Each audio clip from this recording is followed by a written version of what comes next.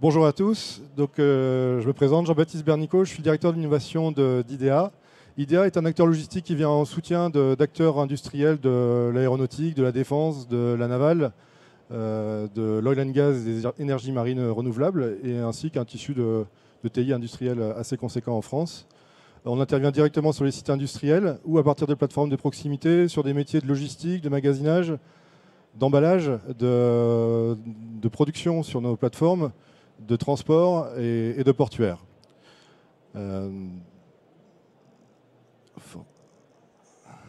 D'accord, j'ai pas le... En quelques chiffres, c'est juste pour vous expliquer un peu, si vous retenez les chiffres de chiffre d'affaires, de collaborateurs et de sites, vous les divisez par 3 et vous avez la situation d'IDEA il y a une grosse dizaine d'années. Donc on est sur un groupe qui est en forte croissance. Donc quand on se retrouve au sein du comité de direction, on a une vraie question autour de comment grandir plutôt que grossir. Ça s'appuie sur 2 choses. C'est comment développer une performance opérationnelle qui appuie la croissance du groupe. Et c'est surtout, et c'est le sujet de ce matin, c'est comment garder une agilité en termes d'innovation qui nous a tant réussi sur ces dernières années.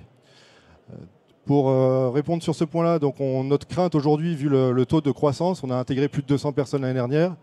On a démarré 4 sites ces 4 derniers mois. Notre crainte, c'est de perdre de la culture d'autonomie, se disperser en prenant des initiatives localement qui n'ont pas de lien direct avec les objectifs stratégiques de la boîte.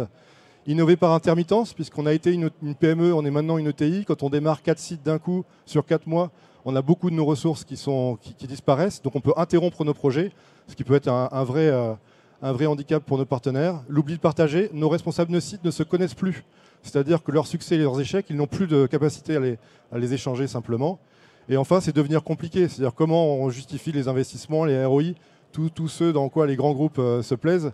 Nous, on souhaite rester le plus simple possible. Et notre grosse crainte, c'est de devenir très lent. Pour commencer, on part des bases et de l'aspect culturel. Depuis 7 ans, on a un programme qu'on appelle Idée Action. Une idée action, c'est ce que vous connaissez comme les boîtes à idées. Sauf que depuis 7 ans, on a changé les règles du jeu et on dit qu'on ne considère les idées actions qu'à partir du moment où elles sont mises en œuvre, prototypées. Et donc les forces vives, nos opérateurs, nos pontiers, caristes, chauffeurs, sont autant de forces pour maqueter, proposer des choses dans une approche plutôt de prototypage. Donc cette culture du prototypage, on l'a ancrée comme ça depuis 7 ans. On est appuyé par un réseau social d'entreprise qui permet après de partager les succès et les échecs. Donc indépendamment des organisations hiérarchiques, des découpages de BU, on a une vraie émulation avec plus de 250 idées actions par an. Et on a également des lieux qui apparaissent sur les différents sites, qui sont des lieux de bricolage, de partage, qui sont ouverts à nos opérateurs pour continuer à ne pas attendre des directives, mais déjà prendre des initiatives. Le deuxième point, c'est d'être lisible, c'est-à-dire d'avoir défini 5 axes qui nous disent que sur ces axes-là, il va se passer des choses en 2019 et l'expliquer de manière suffisamment lisible pour pouvoir le partager avec nos équipes qui veulent prendre des initiatives et qui ont la capacité sur le terrain à prototyper des choses, avec nos clients qui ont leur propre feuille de route et donc confronter nos feuilles de route pour savoir qu'un Airbus nous dit moi c'est plutôt la partie automatisation qui m'intéresse chez vous, ça permet de tout de suite cibler sur les bons sujets. Et puis nos partenaires qui sont de 2 ordres, les partenaires techniques qui, comprenant notre feuille de route, se disent ok, mais moi je voudrais vous voir parce que c'est sur la réalité virtuelle que je voudrais avancer avec vous. Ça permet d'enclencher, d'avoir une cohérence dans ce que nous engageons avec ces partenaires. Et les autres partenaires, c'est les partenaires institutionnels, comme le PASCA, comme l'IRT Jules Verne, où on prépare les plans stratégiques à plus long terme. Je fais très rapidement je ne vais pas tout vous détailler les 5 axes. On est juste à côté, si vous voulez voir, des éléments d'illustration. Mais globalement, sur nos plateformes, on fera de plus en plus de fabrication, d'impression 3D au lieu de stocker des pièces de rechange. On va de plus en plus avoir des engins autonomes. On va de plus en plus mettre des informations qualifiées dans la main de nos opérateurs pour qu'ils puissent facilement se sentir bien dans leur métier. On va beaucoup faire des modèles digitaux de nos organisations pour pouvoir faire des scénarios ou des simulations, comme vous pouvez voir sur le stand du PASCA, sur des opérations de manutention. Et les objets connectés vivent à un second souffle avec des enjeux de localisation indoor-outdoor.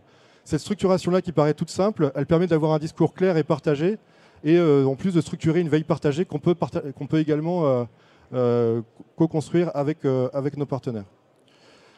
Enfin, on souhaite avoir une organisation distribuée, c'est-à-dire qu'on a des métiers qui sont simples et qui se complexifient assez vite. Nos experts sont sur leur terrain de jeu, sur les sites, et on veut les laisser dans leur substrat, dans leur écosystème. Donc, je n'ai pas vocation, en tant que patron de l'innovation, à avoir une armée mexicaine de gens intelligents. Les experts, ils sont sur le terrain, ça c'est le premier levier. Et le deuxième levier, c'est qu'ayant une croissance à 2 chiffres tous les ans, on a un programme d'intégration de nouveaux talents qui sont nos bras armés à la fois pour les projets d'amélioration continue, les projets industriels, mais également pour les projets d'innovation. Donc ça nous donne une vraie capacité sur les sites à accompagner des projets d'innovation. Donc ça nous permet d'avoir une communauté d'innovateurs qui rend les choses très, très, très dynamiques. Enfin, il y a une recherche de cohérence. On est culturellement attaché aux convictions. Les convictions, on va les éprouver à travers des tests, des proof of concept, vous appelez comme vous voulez. Et le ROI, on va le traiter dans un second temps. Il est évident que si un site de 15 personnes a l'idée qui est clé, qui est sur un de nos axes stratégiques et qui veut prendre l'initiative, on ne va surtout pas se fermer sur le ROI du site de 15 personnes si ça représente un enjeu pour un groupe de 1200 personnes. Juste avec nos partenaires, nous on est prestataires, on est contractuellement liés à nos clients, donc on a cette culture d'avoir des relations justes avec nos partenaires. C'est-à-dire que les problèmes de propriété intellectuelle sont abordés directement et on veut construire sur la longue route. Et non satellisé, c'est-à-dire qu'un pôle innovation que je dirige a vocation à avoir des personnes qui ont par ailleurs des enjeux et des projets opérationnels. C'est-à-dire qu'ils ils ne sont pas que à faire de l'innovation, ils sont calés aussi sur des enjeux opérationnels, ce qui permet de ne pas être complètement satellisé. Et c'est ce qui nous permet d'avoir un service qui est directement connecté avec le comité de direction et d'avoir un mouvement d'ensemble qui est plutôt homogène sur les différents axes et cohérent avec les enjeux stratégiques de la société. Donc je vous remercie pour votre écoute. Je vous souhaite un excellent Digital Change et vous pouvez nous retrouver au stand 75. Merci.